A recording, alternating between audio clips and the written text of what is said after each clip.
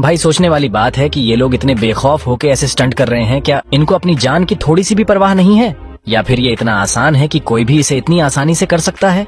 आज मैं आपको बताऊंगा 3D एनिमेशन की हेल्प से इस मौत के कुएं के राज के बारे में ये जादू है या फिर इसके पीछे कोई साइंस छिपी हुई है कि आखिर ये कार गिरती क्यों नहीं है। इसमें जो स्टंटमैन अपनी जान पर खेलकर आपको अचुभित कर देते हैं, ये बहुत ही वेल स्किल्ड लोग होते हैं। इसे कभी भी आपको खुद से ट्राई नहीं करना है क्योंकि इसका अंजाम बहुत ही खौफनाक हो सकता है। मौत के कुएं के पीछे की साइंस को समझने से पहले आइए ग्रेविटी पर बात कर लेते हैं। ये कार एक नॉर्मल लकड़ी के फ्रेम पर खड़ी है। इस सिचुएशन में कार संतुलन की अवस्था में है, मतलब यह कि कार अब किसी भी डायरेक्शन में मूवमेंट नहीं कर रही है। अब अगर हम सरफेस के एंगल को उठाते हैं तो अब गाड़ी को नीचे गिर जाना चाहिए था, जबकि यहाँ पर ग्रेविटी फोर्स अप्लाई हो रहा है, लेकिन सरफेस और टायर के बीच लगने वाले फ्रिक्शन की वजह से गाड़ी को फिसलने से रोक रहा है, जिसे फ्रिक्शनल फोर्स भी कहते हैं। लेकिन अगर हम इस एंगल को थोड़ा और बढ़ाते हैं तो एक टाइम पर सरफेस और टायर के बीच लगने वाला फ्रिक्शनल फोर्स भी इससे रोक नहीं पाएगा, क्योंकि यहाँ ग्रेविटी फोर्स फ्रिक्शन फोर्स से ज्यादा है और गाड़ी फिसल के नीचे गिर जाएगी। और अगर सरफेस 90 डिग्री पर हो तो गाड़ी सरफेस पर टिक भी नहीं पाएगी। ऐसी सिचुएशन में गाड़ी को सरफेस पर टिकने के लिए फ्रिक्शनल फोर्स को बढ़ाना होगा।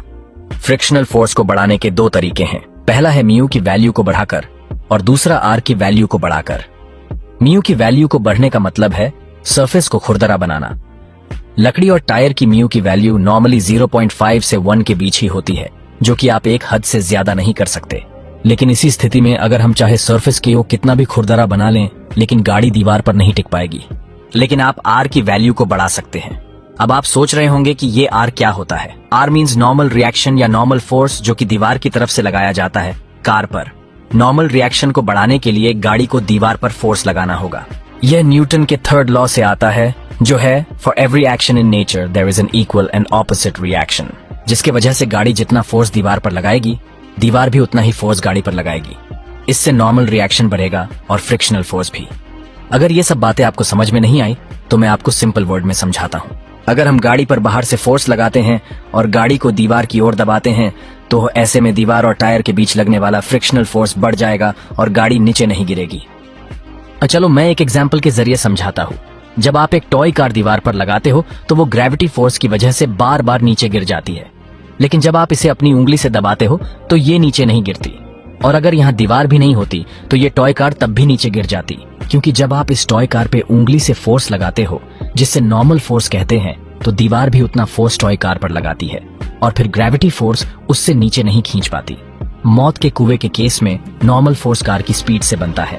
आइए मौत के कुएं में वापस चलते हैं। अभी तक आपने समझा कि अगर गाड़ी को फिसलने से बचाना है तो गाड़ी को दीवार पर फोर्स लगाना होगा, लेकिन अब बात यह है कि ये फोर्स आएगा कहां से। इसका आंसर है सेंट्रीफ्यूगल फोर्स। अब आप कहेंगे सेंट्रीफ्यूगल फोर्स क्या है? तो सिंपल वे में अगर मैं आपको बताऊं तो जब भी कोई भी ऑब्जेक्ट किसी सर्कुलर पैथ में घूम रही होती है तो वो सेंटर से दूर जाने की कोशिश करती है, जिसके कारण एक फोर्स लगता है। इससे सेंट्रीफ्यूगल फोर्स कहते हैं।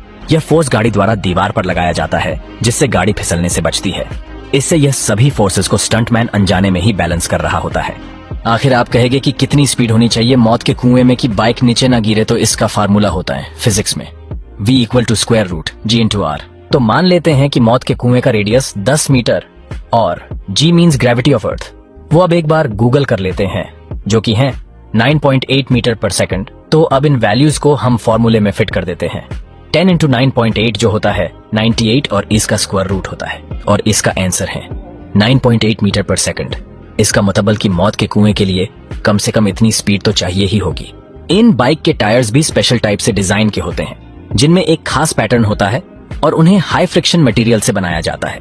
यह डिजाइन सुनिश्चित करता है कि टायर और कुएं की दीवार के बीच का संपर्क अधिक हो, जिससे उन्हें फ्रिक्शनल फोर्स द्वारा स्थिर रखा जा सकता है। कुएं की दीवारें भी फ्रिक्शनल फोर्स को बढ़ाने के लिए डिजाइन की जाती है, जैसे कि लकड़ी के प्लैंक्स, जो टायर्स को और अधिक एरिया प्रोवाइड करते हैं, जिससे उन्हें ग्रिप करना आसान हो। हालांकि याद रखिए कि इस शानदार स्टंट की सफलता स्टंटमैन की स्किल पर निर्भर करती है। उनके सालों की एक्सपीरियंस, स्पीड और बैलेंस को सही तरीके से कंट्रोल कर पाना और फिजिक्स एलिमेंट्स को समझ पाना ही उन्हें इस मौत के कुएं के अंदर बेहतरीन बनाता है। तो अगली बार जब आप मौत के कुएं का शो देखें तो याद रखना कि ये कोई जादू या अतिरिक्त शक्ति नहीं है, बल्कि सेंट्रीपिटल फोर्स और फ्रिक्शनल फोर्स के अजीब रिश्ते हैं, जो बाइक या कार को ग्रेविटी के विरुद्ध में रखते हैं। तो दोस्तों, उम्मीद है वीडियो पसंद आई होगी। अगर आपको और भी अमेजिंग कंटेंट चाहिए तो सब्सक्राइब और शेयर ना भूलें।